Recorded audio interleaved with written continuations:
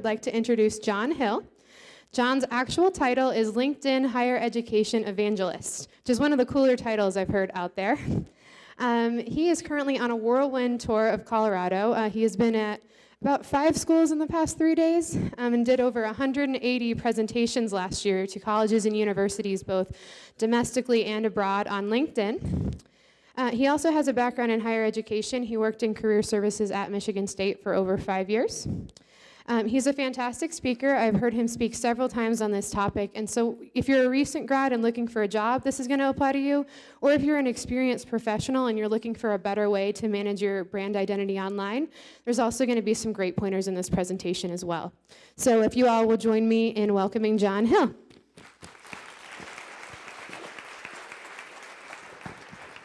Thank you, Lindsay.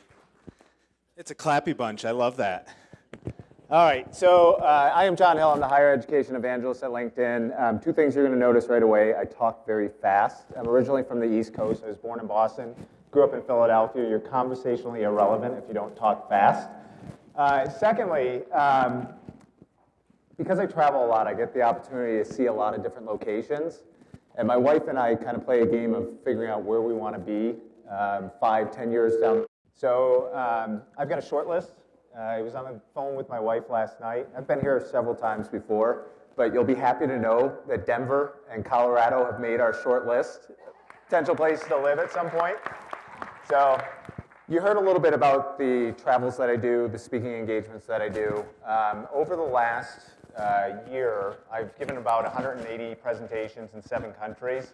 I had the opportunity to do about 330,000 miles in the air last year, so pretty much lived on a plane, 35,000 feet. And as a speaker, you start to see some unique environments that you might not be used to, especially when you're speaking internationally. So about 9 months ago, I was speaking in England. And I was speaking at a conference for higher education professionals in alumni and career services. And they asked me to talk about how to develop an effective alumni career services network. They wanted me to talk over 2 days. So I was the last speaker on one day, and I was the first speaker on the next day. The next day, they wanted me to talk about social media as it applies to higher education, how to utilize it effectively. So when I get going, I get really excited. I start talking with my hands a lot. And in this presentation, no different. Here I am, kind of whipping my hands all over the place, talking. I get done. I get off stage. I walk into my hotel room, essentially sending emails at home, hit the bed. I'm the first speaker in the morning, get up. I'm 2 minutes from walking on stage in front of 100 people who represent pretty much every major university in Europe. One of the nice ladies from one of the UK schools comes up to me and she says, "John, you haven't spoken in front of English audiences very often, have you?" I'm like, no. And I know that's a bad question because nobody's going to lead with it. And she goes, "Well, throughout your presentation, you kept flipping your middle 2 fingers at us repeatedly." And I'm like, okay. She goes, "Well, I think you call it in the US, this is what we call it here, giving us the middle finger during your presentation." So I'm like, oh, great. So I got to get up on stage. I'm about to talk. I talk with my hands a lot. So the next presentation, the whole time I'm talking, hour and 15 minutes straight, I'm talking like this, as not to offend anybody in the audience. You know, it's funny, I've had a pretty good view of what the job search market looks like globally, how higher education is helping alumni in events like this to create opportunities for themselves. I actually was hired in as Director of Alumni Career Services in October of 2007 at Michigan State University. I was responsible for 420,000 alumni. We were open to all of them. 2 months later, the market crashes.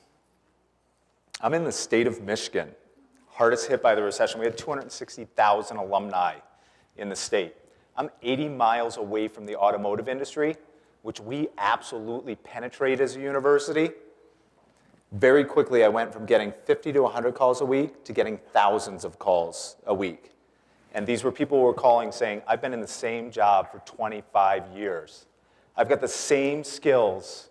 I've only known one thing, and now I've got to find a job somewhere else. How can you help me?" Some of the principles that I learned through that process, I will apply here. And to give you kind of the emotional context of this, and this is the last time I talk about Michigan State, I promise. I met my wife in class at Michigan State University. That's when you can say aw. There we go. We got married at the alumni chapel on campus. I had a 7-year-old who knows the fight song. I've got a 12-year-old who knows more faculty than I did when I went to school there. I was a Spartan through and through. And so there was an emotional hook to helping these people out. And it's funny, through emotion, through chaos, innovation happens. We had the ability to redefine how you do the job search, utilizing relationships as part of the process, utilizing social media as part of the process. I'm going to take you step by step through that tonight so that you can learn from the same experiences that those folks learned in Michigan through us as a university. So by a show of hands, how many of you are not on LinkedIn? So just a handful, which is amazing, and I'm not going to pick on you, I promise. But I've been speaking about social media, specifically LinkedIn, as part of the job search for about 6 years. When I first started talking about this, I would ask, how many of you are on LinkedIn? It would be 4 or 5 people. It's kind of amazing to watch how this penetration has happened. But it also showcases that this is becoming your job search currency online. It is your professional online identity of record. And this is how recruiters, HR, are sourcing and finding you. So I want you to put your best foot forward. I also want you to pay attention to a couple of different principles that I talk about. One, build your network before you need it so it's there when you do. Those folks that were working in the automotive industry, when they lost their jobs, they didn't have an appreciable network outside of the automotive industry. It took us a while to get them back up to speed. The second thing, build a quality network, not a quantity network. And I'll play off the major affiliations to create opportunities for you on LinkedIn. We'll run through this. But lastly, I don't care what stage you are in your career, dream big.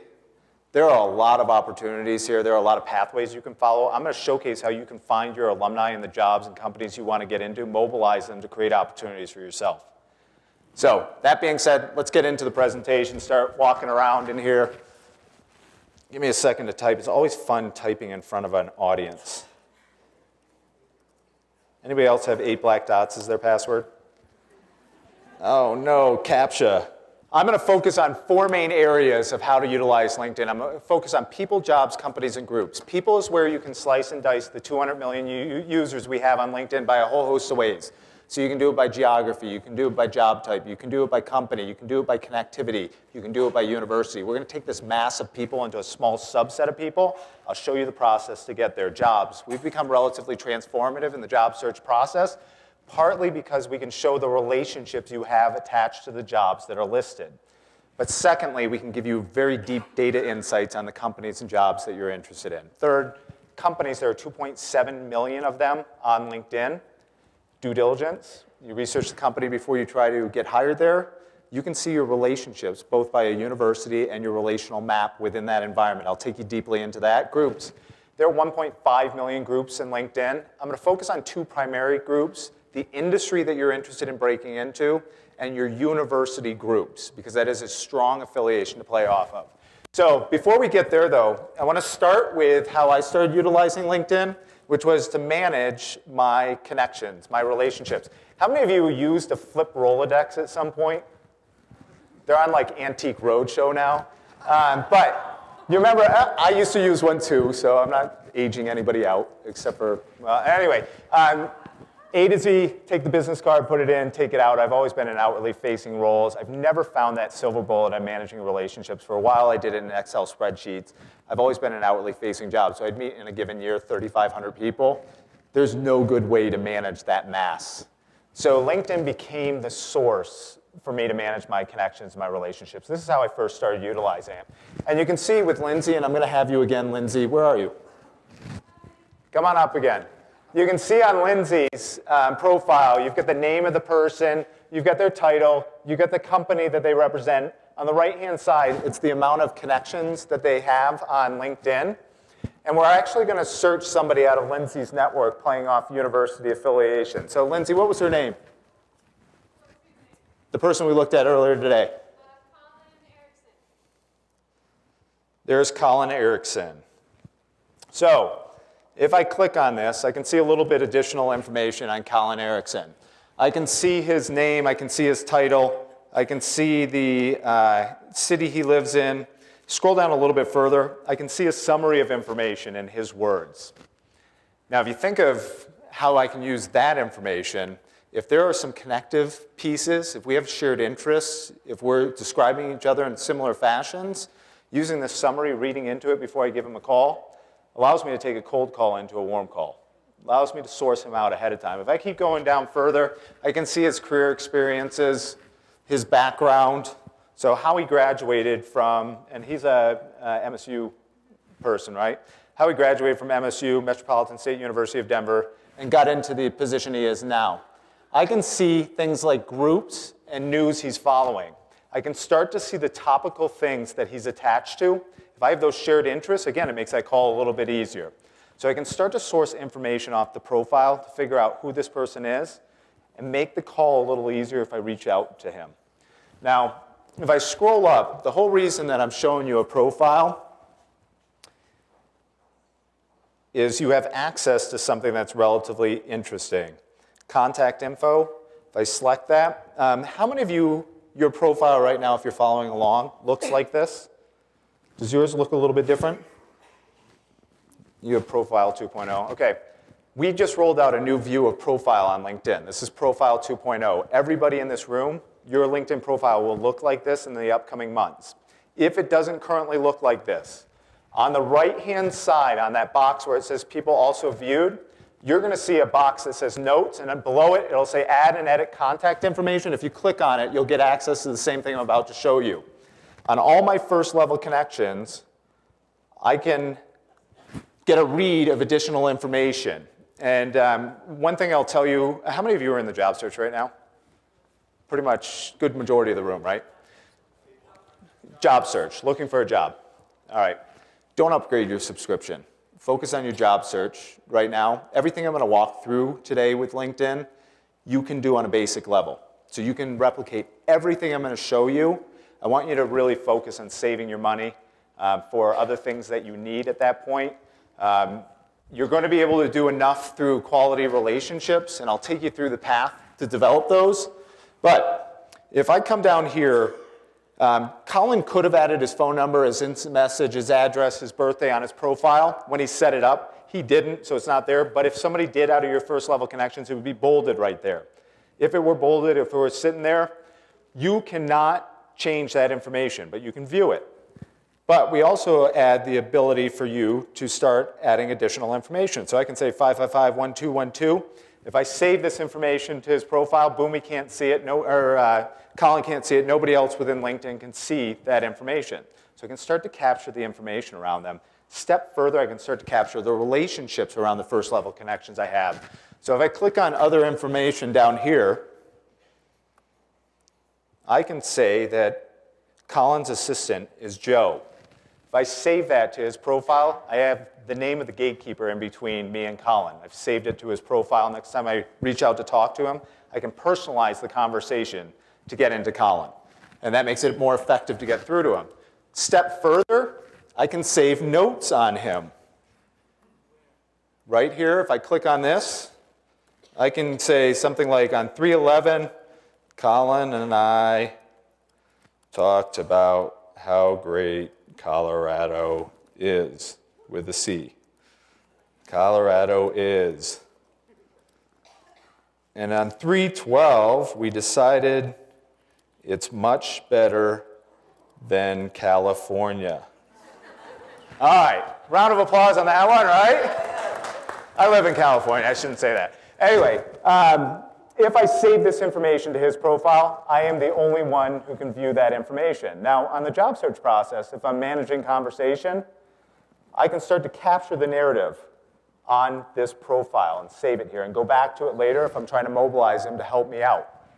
So essentially what you're seeing is an individual customer relations management tool. And it doesn't cost you anything. So you can start to keep the notes on the people that you're connected to on a first level connection. Better yet, if I come out of here, let's go back to that contacts page. If I come down to connections, and I scroll down to this area, and scroll to export connections, on all my first level connections, I can export them to a CSV file. That's a fancy term for Excel. So if I want to manage my relationships back in Excel again, I can take all that information you just saw off my first level connections out of LinkedIn onto my desktop, do whatever I want with it. We're the only social medium that allows you to remove that type of information out of the system. Now, the beautiful thing about LinkedIn is how we set up as a relational map. How we showcase how you can get from point A to point C utilizing relationships along the continuum. And I'll take you step by step of how that looks. So say, for instance, you and I are not connected on LinkedIn. All right, but you're connected to her and she's connected to her. Once you and I connect, you become a first level connection. You become a connection of a connection, second level connection. You become a connection of a connection of a connection, third level connection. You and I join a group together, we can see everybody in the group. My relational map. This is how it plays out. It's very linear. What's your name? Maria. Maria? Everybody give Maria a round of applause. Maria is the most important person in the room right now. She is what's considered a weak tie. So let's go back to that quality relational map. How I build quality relationships on LinkedIn. What's your name? Lynette? So say Lynette, what school did you go to? Metro? Everybody give a round of applause who went to Metro. All right, whatever. Anyway, say Lynette and I both went to Metro together, all right? University affiliation. The 4 major affiliations you can play off of to grow an effective relational map. Number 1, friends and family. The problem with friends and family is a lot of times their network isn't big enough to help you out or isn't aligned with what you want to get into. I have nobody in my family who's an evangelist or works in social media. So I don't have anybody to talk to for professional reasons out of that grouping. Second major affiliation you have, university affiliation. You all have that in this room right now. Third major affiliation you can play off of is shared work experience. I worked at a company called Gannett. If somebody from Gannett were to pick up the phone and give me a call, I'm likely to take that call. Fourth major affiliation you can play off of is volunteerism. Board work, committee work, causes, any student groups, any ancillary fraternity type groups that you're attached to, those are good networks to tap into. So let's say Lynette and I connected because you went to Metro and I went to Metro. All right, we've known each other forever. We went out and got beers when we were on campus type thing, right? It was a great time. She asked, was it fun? Anyway, we had a great time. Platonic. Anyway, so we build a relationship based on that university affiliation. You've done the same thing with her. All right? If I asked you to connect me with her, are you likely to do it? Sure. All right. If she asks you, you've built the same relationship with each other. If she asked you to connect with me, would you do it? Yes. This completes the relational triangle. What you are considered is a weak tie. A weak tie is a connection of a connection. We have found that 85% of job opportunities come out of not your direct connections, but a connection of a connection. Weak ties. There are 100 people here. By amplification of networks, there are 10,000 people here. That's why this is a very important person, but it's also why it's important to build a quality relational network. Now, what's your name? Maria. Okay, Maria is not as important in this equation, so give her a round of applause to make her feel better. Maria is a connection of a connection of a connection, third level. You'll notice that we've started to minimize your view of third level people on LinkedIn. They have their last initial now. The reason is, in that relational map, she's least likely to help me out. She's so far diffuse from connection to connection to connection. But, your name? Courtney. Courtney, we're in a group together. We've probably joined a group on one of those shared affiliations. She may help me out. So she's still pretty worthwhile in this whole scenario. I should pump that up a little bit. 1,780 connections. There you go. You're doing all right. So, that being said, let's take you into how you can start to source out the information on LinkedIn and look at people and take people down to an appreciable level of relationships that you have. Who's the number 1 person you would ideally want to connect with in any company? My boss. Is that what you said? That's awesome. Ultimate decision maker, CEO. I heard a couple people say it. All right, so let's jump in here. We'll go up to title and type in CEO. We'll do a search. And in the US, 837,000 CEOs come up on LinkedIn. It defaults to current or past. The past were abject failures. So we'll only look at the current CEOs. And I can now see, and I hope none of you are on that list, I'm sorry, 665,000 current CEOs. Name a university in this room. Regis. All right, I'm going to pick on Regis later. I heard DU. I'll go with University of Denver. So I can pop down here. I'll pick on a lot of you guys. Don't worry about it. So University of Denver. Do a search. And I can see 936 CEOs that graduated from University of Denver that have a profile on LinkedIn. Name a city, any city. Chicago, or that first. Come down to postal code 60601. And I take this out. By the way, there are like 8 zip codes that I remember off the top of my head, 90210 being one of them. But I'll take this down to 35. And I can now see the 22 CEOs that graduated from DU that live within a 35-mile radius of downtown Chicago, and how I relate to each one of them. Those are third-level connections, connection of a connection of a connection. This is actually Lindsay's profile, not mine. So I'm using somebody who doesn't even work at DU to show you this. But if you think about that, this was the bastion of Fortune 50 companies 10, 15 years ago. They could build databases, parse out information at this level. They had the money to do it. It's now in the hands of the individual. Everybody here can do what I just did. You can source out information at this level. So step back for 1 second. I used to talk about that search for CEOs and how you can view all the C-level people on here as the white pages for the C-suite. I used to talk about those degrees of separation, talking about the 6 degrees of Kevin Bacon. Some of you guys have heard about that before. So the problem with that is I go to a lot of college campuses, not only talk to alumni or faculty and staff, but I talk to students. Students have no idea what the white pages is anymore. And they also don't know who Kevin Bacon is. Hopefully that's turning, he's on TV again, but it's kind of surreal. Anyway, let's go back just one step, because I want to look at a second level connection. And who's my person? What's your name? Charla? Okay.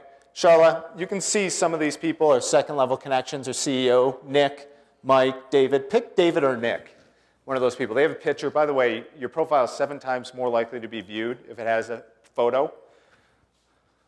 Pick one of those. David, all right. Chief Financial Officer, SEC reporting consultant, and auditor. That sounds very serious. That coming from a higher education evangelist. All right, so if I scroll down, I can see, again, summary of who he is and what he's about. I can see his background, so the roles that he had. One point I want to take is I can use this as a career trajectory of where I could go. Essentially what you're seeing is how somebody went from the classroom to the C-suite and the walkthrough on that. One thing I want to point out, we've started to really dabble in personal branding. We believe that's going to be the job search currency 5 years from now. A lot of what you do as far as influence that's showcasing online is starting to be captured, and HR is starting to use that to see, are you somebody that might fit the roles that they're interested in? To give you an example, look at the first 4 areas of skill and expertise in endorsements: mergers, SEC filings, financial reporting, and accounting. He has a lot of people through a lightweight endorsement who've clicked on him and said he has this skill. It's his network defining he has this skill. 4 people who are in recruitment offices, this is a sign that this person might be somebody that they look at if they're looking for somebody who has one of those 4 skill sets. It's not something to worry about right now as the job search goes, but 5 years from now, it could redefine it. If I scroll down a little bit further, I can see certifications, I can see education, I can see organizations, I can see connections and the groups he's attached to. By the way, if you come by somebody's summary in a job or company you're interested in getting into, you can see they're in a group that's attached to the university you came from. That to you is a low-hanging fruit person to reach out to. LinkedIn does not force people to join university groups. The university does not force people to join groups. Somebody is connected back because there's an emotional, transactional hook back to the institution. They've just raised their hand to help you out in some way, shape, or form, or at least increase the odds that they might take a phone call if you reach out to them. All right, so this all being said, if I scroll up on the right-hand side, Lindsay, where are you? Okay, I can see in Lindsay's network the 3 people who connect me with David. Courtney, Joyce, Brad. Courtney's sitting right there. Courtney, there you go. Connects me. So how do you know David? Now, Financial Executives International. there you go, association on the volunteer side. All right? So there's the relational connection. And I did not plant you, did I? No, All right, there you go. It's like a magician. Look what I did. Anyway, if you look at the name, the title, up here on the profile, the name, the title, if you look at the company that he works at, if you look at the location, if you were to take that information out of here and do a Google search, do you think you would find a phone number, if not for him, for his company? You're likely to do that. What's the most effective way to communicate with somebody? Face-to-face. What's the second most effective way to connect with somebody? Phone to phone. Online is the least effective way to reach out and connect with somebody. I'm an evangelist for a social media company in the heart of Silicon Valley, and I'm telling you, stay away from technology when you get to this point. If you think about it, David graduated from the same university, and this search, we'll refine this a little bit, but let's say this was University of Denver, all right? I have the opportunity to reach out to him and connect with him based on university affiliation. I might pick up the phone and give him a call and say something like this. My name is John Hill.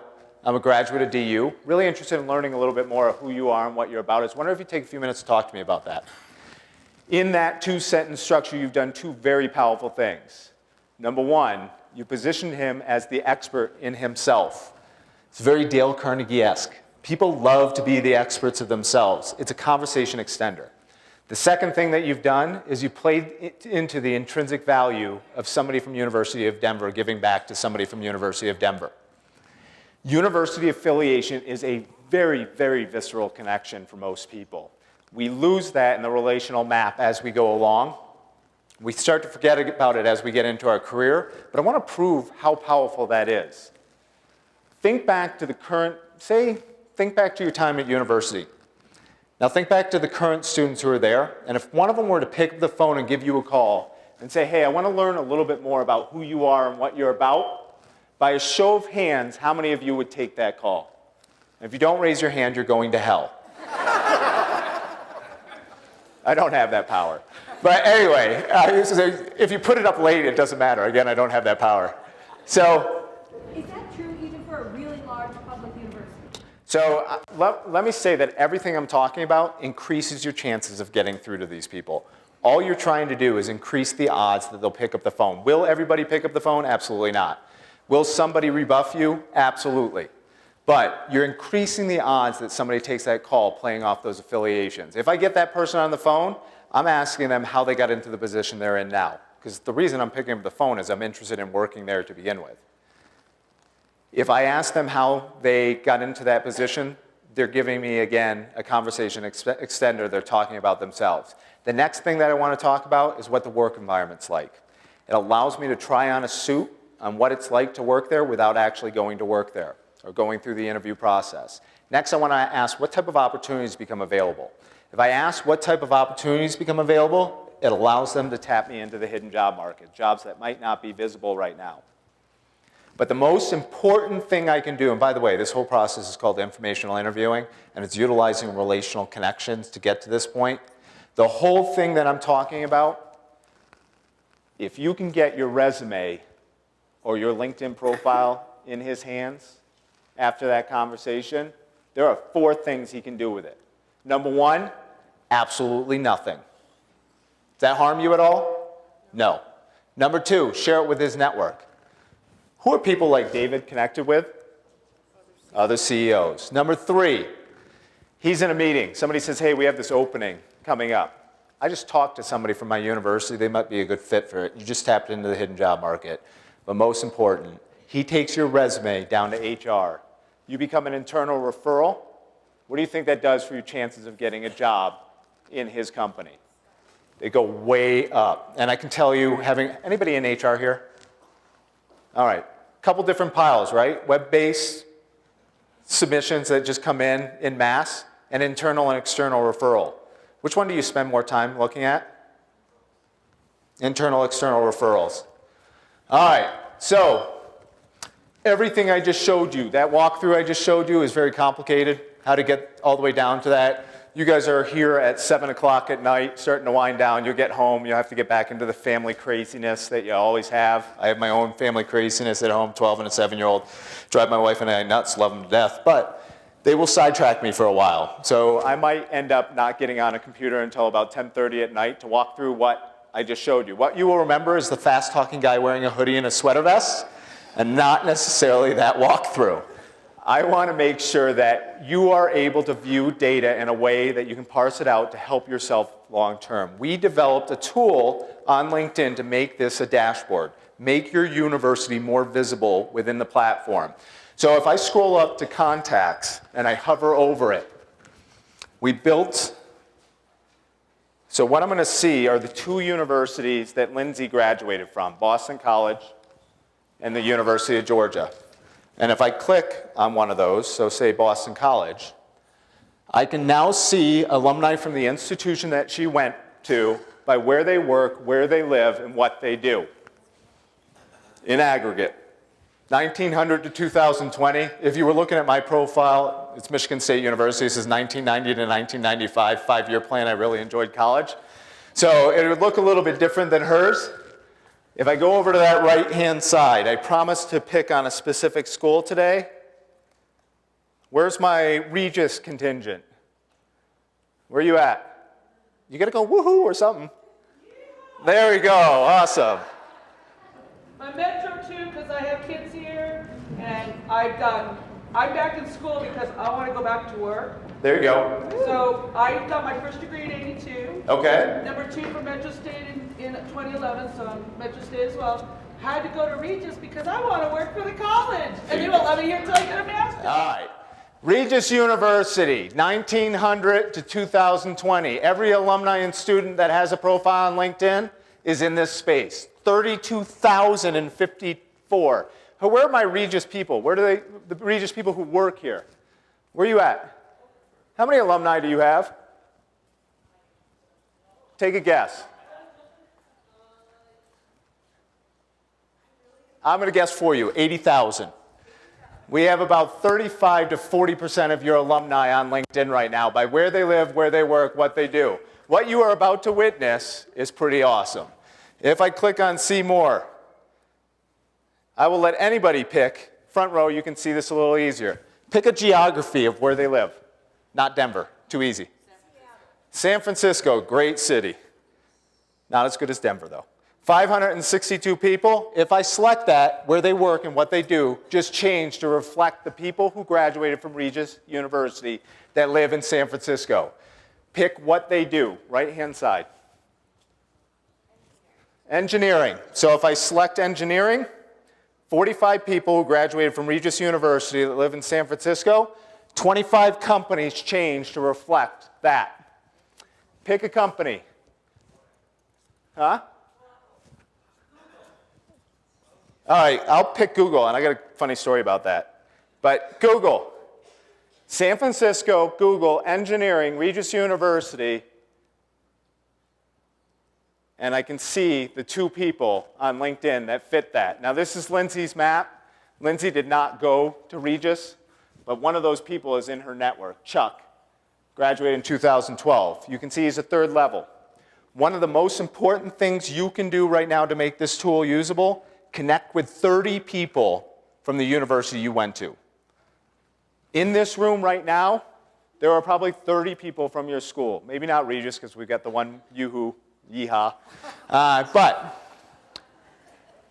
you want to connect with the alumni, with the faculty and staff, with those folks that are attached to the institution who can open up this tool for you to view those people at a 2nd level connection that you might be able to pick up the phone and give a call to get into the positions, the areas you want to get into. That's pretty cool, right? All right, so cold call into a warm call. I also like doing this. If I scroll back out of here, oh, by the way, that's my drop the microphone moment. I can walk away. That was pretty cool. But Google, I got a good story for you on this. I didn't know much about LinkedIn. I mean, I knew a lot about LinkedIn, but I didn't know where they were physically headquartered, where their buildings were. We're actually in a cul-de-sac in the middle of all the Google buildings in Silicon Valley. Like literally, there are 25,000 Google employees around these 1,500 people who are huddled in this one cul-de-sac that work at LinkedIn. And for the first year that I worked there, I commuted from Michigan. And that's a long commute, by the way. So I used to fly out, and I would stay there for a week. And every time I flew back, I swore that the Google companies around us had moved 2 inches closer to our campus. And knowing Google, they probably were. So it was fascinating to watch. But take a cold call into a warm call. One other thing that you can play off of heavily is interest. So somebody share an interest with me that is not educationally based and is not work-based. Softball. Softball is actually a cool one. I've never used that before. Softball.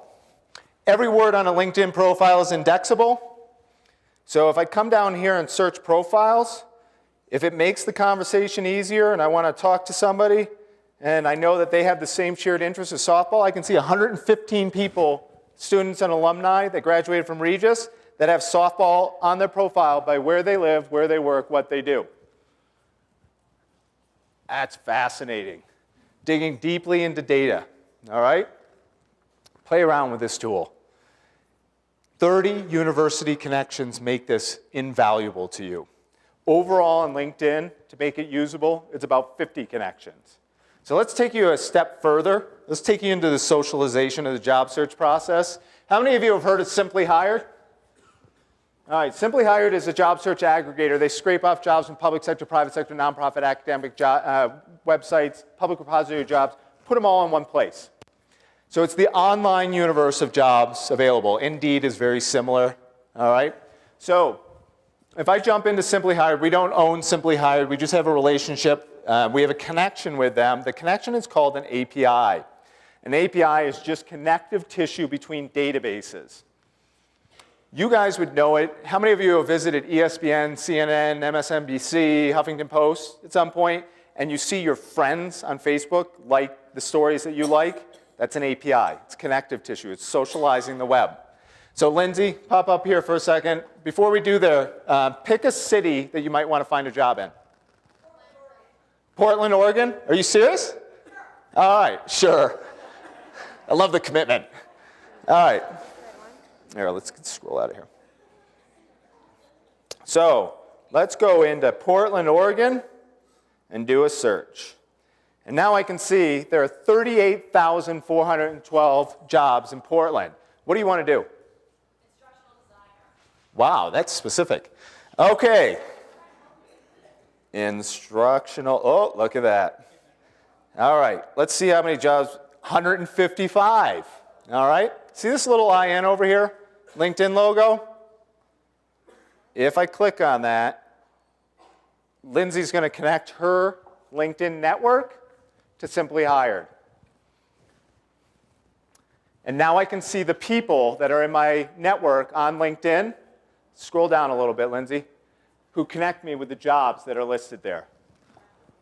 Whoa. It's awesome, isn't it?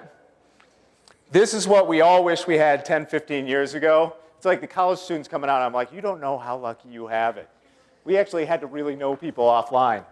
So now I can see, and I could play off the best relationship I have on LinkedIn to connect me into the jobs that are there. I want to take you full circle on this.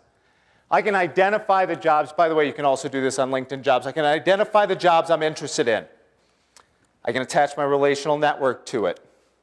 Find the best affiliation I have. Pick up the phone, give them a call, do an informational interview, get my resume in their hands. Takes it down to HR. I become an internal referral. Increases the chance that I'm going to get a call back from somebody in HR. Land an interview. Find out somebody's going to be interviewing me. 85% of Fortune 500 companies utilize social media as part of their vetting process, which means they have accounts on social media. Find out the name of the person who's interviewing me. Look up their profile on LinkedIn. For the first time in history, I have the resume of the person interviewing me. I can play off the relationships, the connectivity, the information on their profile, and it's perfectly legal. I checked. Now, you want to be careful with what information you use during the interview process that you get out of social media. You don't want to say, hey, I notice you live at 414 West Geneva Drive, because that's creepy and you won't get the job. But there are subtleties that you can use with that information to help you out. And part of getting through the interview process is making a connection with the person who's interviewing you. Tying like interests is a way that you can do that. So what are we going to do before we even get into the job search process? Start talking to somebody? Make sure our information's right. Well, that one definitely. But are we going to research the company? Do our due diligence, right? All right, 2.7 million companies on LinkedIn. And if I pop up here, I can jump up onto companies, and I can search companies. And I can search companies. I hate that that's a two-step process.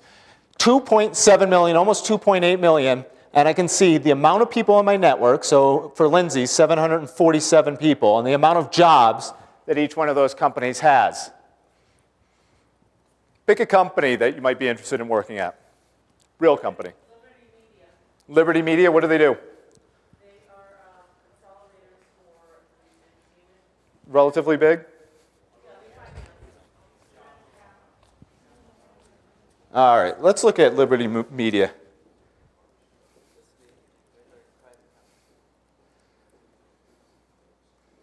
Are they owned by somebody else? No, they are such. Geez, oh, there we go, Liberty Media. So they have 10,000, oh, they're big, big. All right, now I'm embarrassed. So I can see name of the company. They actually don't have much information here. That's interesting. Did they strip it out? They stripped some of it out. One thing I can see, Lindsay has 5 second-degree connections.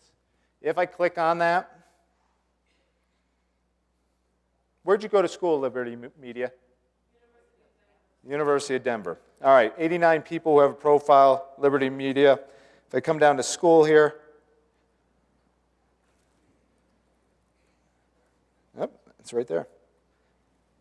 I can see the 3 people that graduated from University of Denver that work at Liberty Media, how I relate to each one of them. Did that through that, back to that reverse original search. Now, one other thing you can do here is you can toggle between people who work currently at Liberty Media, or I could look at people who used to work at Liberty Media. If I reach out to somebody who graduated from University of Denver that used to work at Liberty Media in an informational interview, they'll tell me everything. They have no dog in the fight. So they'll tell me the right people to connect with. They'll give me the right information of who I might be able to grease the skids to get into Liberty Media. I'm going to say that again. Company, you can come up on the search and toggle between current company and past company on a general search. Let me scroll back, though. I want to continue to go through company pages real quick. Let's pick another company. Home advisor? Like, I'm going home advisor? Okay. Oops.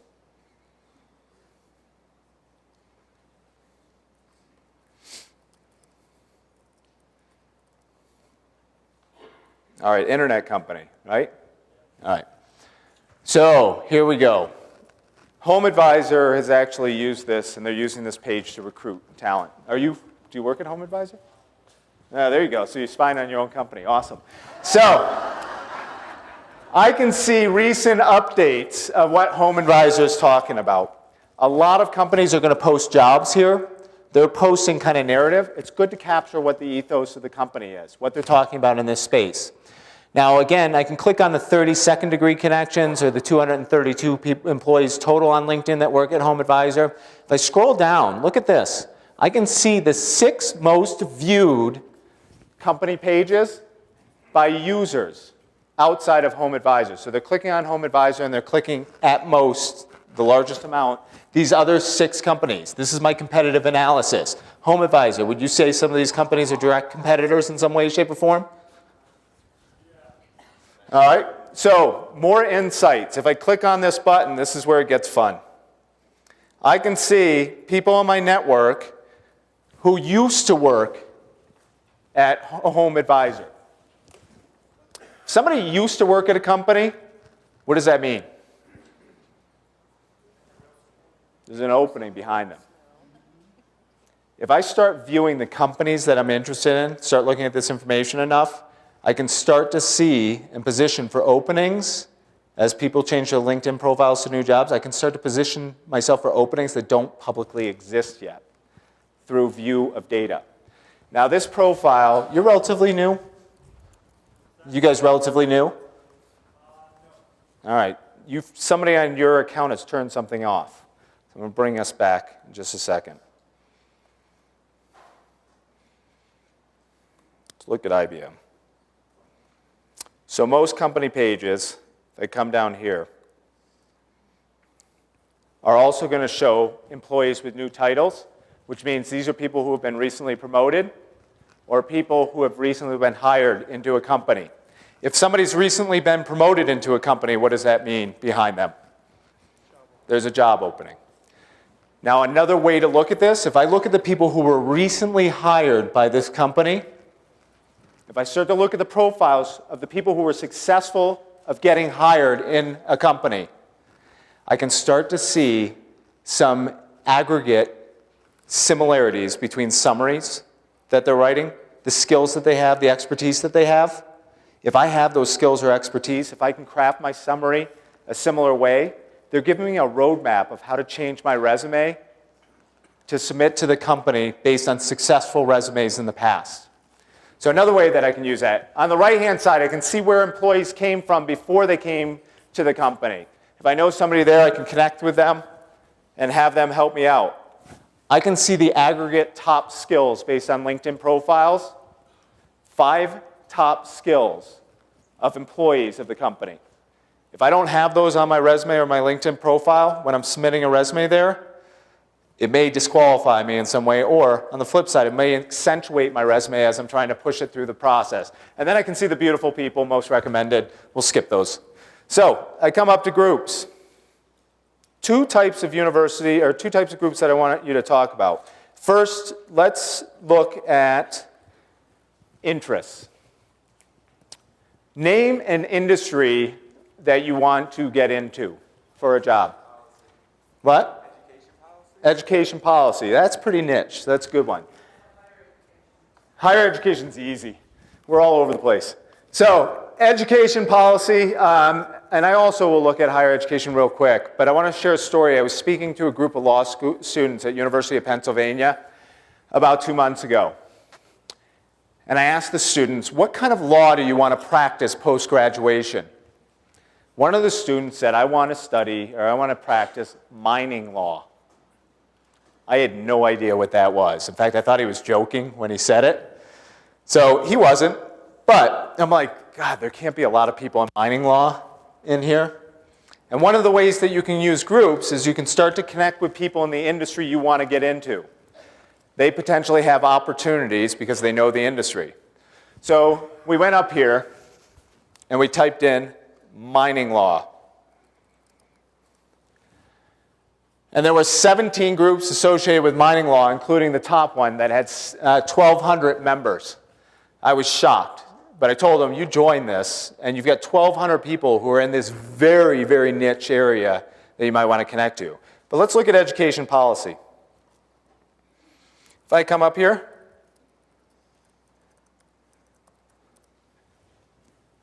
I can see that there are 391 groups associated with education policy.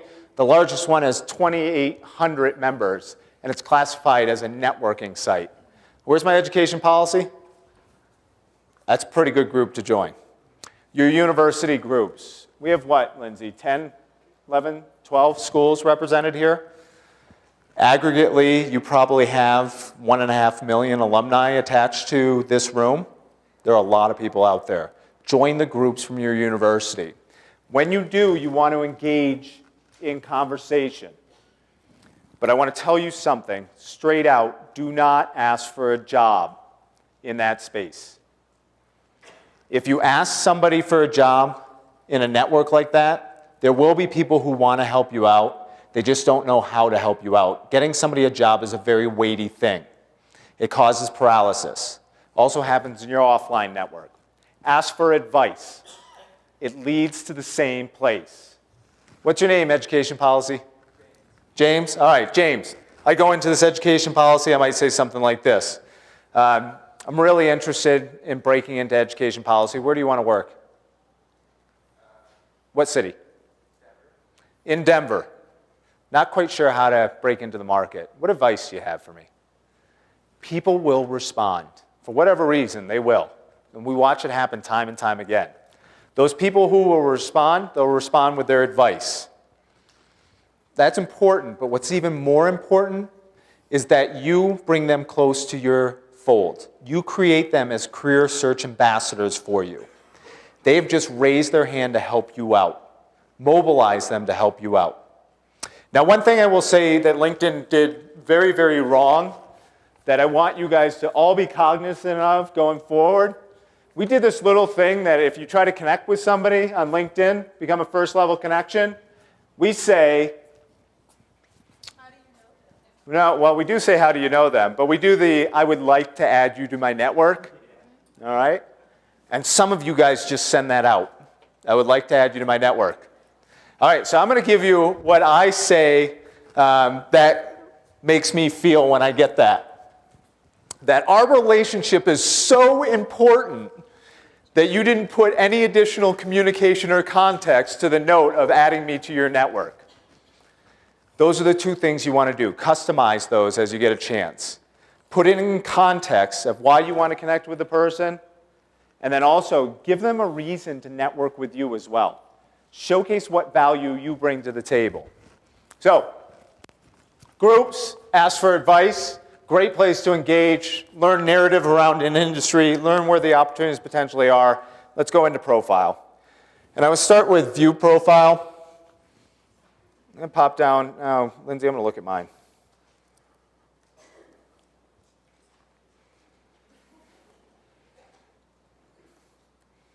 All right. So a point I want to make here. I've got on my resume, I believe changing the world can be more than hyperbole. I would never put that on a resume, but I can get away with it on my profile. All right? Here is a way that you can start to define your personal brand. You can start to define what work means to you above and beyond the quantifiable data that you find on a resume. You can start to add dimension to you as an employee, and in social media, it's actually applauded in a lot of ways. You want to keep it in professional context, but you want to use this almost as a quasi-cover letter. And I'll tell you one reason why. How many of you have copied your resume almost identically on your LinkedIn profile? Remember I told you 85% of HR officers are looking at your profile on LinkedIn? They already have your resume because you submitted your resume initially. So what you've done is duplicated the view of what they see of information on you. You want to use this to accentuate the information off a resume. You want to use this as a second cell. So think about your LinkedIn profile, in essence, as part cover letter, part resume. Now, additionally, there are some areas above the resume type information that when you set up your profile, we capture your educational experience, your work experience. If you look at the right area, you can see that you can additionally add to your profile on LinkedIn projects, languages, publications, test scores, courses, patents, certifications, volunteering, and causes. You can give a broader view of who you are as a potential job candidate. And we give you some of the structure to do that. Now, who's viewed your profile? It's like the most voyeuristic thing on LinkedIn. I look at it every 10 minutes. So I'm going to pop up and I'm going to look at who's viewed Lindsay's profile. So if I come up here, 7 people in the last day, and I can see, for instance, somebody from University of Colorado at Boulder looked at her profile. Say Lindsay interviewed 2 days ago at University of Colorado, Boulder. And today, somebody looked at her profile from the university. What does that tell you? They're interested. They wouldn't look otherwise. It's not an absolute. Not everybody is going to look at your profile. But for the first time, you have a gauge of interest in employer in you as a candidate. Now, last thing that I'm going to show you, and then I'm going to step into a story. You have the opportunity to search the updates of your network. Name another company here that you're interested in. Avaya? phone company. If I come up here and do a search on Avaya and updates, whoops, faulted. I can start to see the 3,245 people who have mentioned Avaya in their status updates on LinkedIn. If I read this enough, if I start listening on social media, I can start to see the customer relations issues that Avaya has. I can start to see the communication issues that they have, the logistics issues that they have, the things they're not delivering to their audience. And by the way, how many of you are on Twitter? All right, Twitter is an incredible search tool for this type of information, and people will say anything. They're completely honest, almost overboard honest. But if you're not on Twitter, you don't have to get on it to search it. If you go to search.twitter.com, and you can search for this information on these companies. If I start to see aggregate patterns of what people are saying around the brand, around the company like Avaya, and I go into the interview process, and in the interview process, I say, hey, I've been listening in on social media, and I see that some things are being said about the company. And you come into that interview process with solutions to some of the problems that the company is having. If you're a solution provider in the job search process, my HR folks, what does that do for your chances of getting a job at your company? Go way up, right? Way up. All right. So I went through a lot, I know that, but I wanted to give you as much coverage as possible. I always love leaving with kind of an inspirational story. By the way, I am going to stick around, and I'll answer any questions you have till midnight if it's necessary. You got me for a while. These guys paid me well. How much did you guys pay me? Nothing. But the cool thing about this is I like helping people out as much as I can. And we've got a tool that can do that. And I want to give you kind of an inspirational story that's out of my life. When I was Director of Alumni Career Services, I tried to help students as much as possible. It wasn't my primary job, but I loved connecting with students. And there were a few students that really, really utilized our office and our resources as much as possible. And there's one student who I ran across. His name was Caleb Thornhill. He was a former football player at the university I came from. Middle linebacker, played in the mid-2000s. He was a legacy football player. His brother played in the late 90s. His dad played in the 60s. Caleb could have rested on his name, found jobs anywhere for the rest of his life. He was totally hell-bent against doing that. He was, when I met him, getting his master's degree in athletic administration. He was on the fast track to end up working at a major sports conference in the US. Had all the ties, the lineage, the relationships, the knowledge. He was incredible at offline skills, positioning himself with his unique selling position, what he was about. Caleb comes to about 4 or 5 of my career development events that I'm doing on campus or around the area. And about the 5th one, I pull him aside. I'm like, Caleb, what are you doing coming to all these? I get sick of hearing myself talk all the time. You've got to be really sick. And he goes, every time I pick up 1 or 2 things and I apply them. It's been relatively successful for me because I think I know what I want to do in life. Can I come and talk to you about that? I'm like, of course you can. A couple weeks later, I get a knock on the door. He wanders in. And he goes, John, I figured out what I want to do and I need your help. He goes, I want to be a player development coach in the NFL. And I went, oh no. There are only 32 of those positions. They rotate like every 4 years. It would be easier to get him into investment banking in New York than the NFL. But we look at our networks on LinkedIn, and one of us had a connection to the player development coach of the Detroit Lions. The offline principles are still at play here, guys. You got to be good offline as part of the job search. Caleb had the intangibles. He was good enough to position himself after a conversation with that player development coach for a 1-year unpaid internship with the Detroit Lions. Any of you work in major athletics? It is the least glamorous environment internally. It looks beautiful from the outside. I worked in it for 5 years. You work 80, 100-hour weeks. You don't get paid exorbitant money unless you reach a certain level. Caleb is the grunt, lowest, 80, 100-hour weeks. Now, he's living in Detroit, which offsets costs a little bit, but He gets done with that year internship. Detroit Lions come up to him. They're like, Caleb, we loved what you did for us this year. We loved it so much that we're willing to give you another 1-year unpaid internship. Caleb picks up the phone and gives me a call. And he said, hey, John, I'm not quite sure if I can do this. He said, I really, really want to break into the NFL, but I don't know if I can afford to. At this time, he's 27. I said, Caleb, I can't tell you to not follow your dreams. That's up to you. Serendipity has that funny way of happening sometimes. Miami Dolphins fire their player development coach.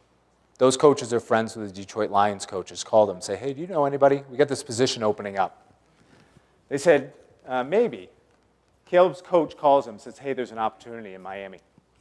Caleb gets in the car in Detroit, drives 24 hours to Miami, buys a suit along the way. He's Googling the coaches as he's going down, trying to learn about them. Camps out in front of the player development facility in Miami. Each coach comes out, he positions himself as the right candidate for the job. 2 weeks later, he's named the youngest player development coach in the NFL. Now, I'm a huge believer of pay it forward. Give to your network with no expectation of receiving. I ingrained that in Caleb. I'm like, you get this opportunity, you got to pay back. He and some other the player development coaches in the NFL, they started a nonprofit called 4th and 1. They were looking to connect inner city student athletes in football to campuses, 15 and 16-year-old at risk. Take them on campus for a week to teach them about mind, body, and spirit. Help them be better human beings. Had nothing to do with football. Caleb takes all the resources that he can muster at the NFL, brings them there. But the first speaker that he has come and talk to them is me. I'm talking to 15 and 16-year-olds about LinkedIn. They can't get on our platform until they're 18. But for him, it was a showcase of future forward, what could be, the pathways that were here. I don't care what stage in life you are. There are opportunities here if you go after them through the networks that are available. I want you to all dream big, and I thank you so much for having me in this great state.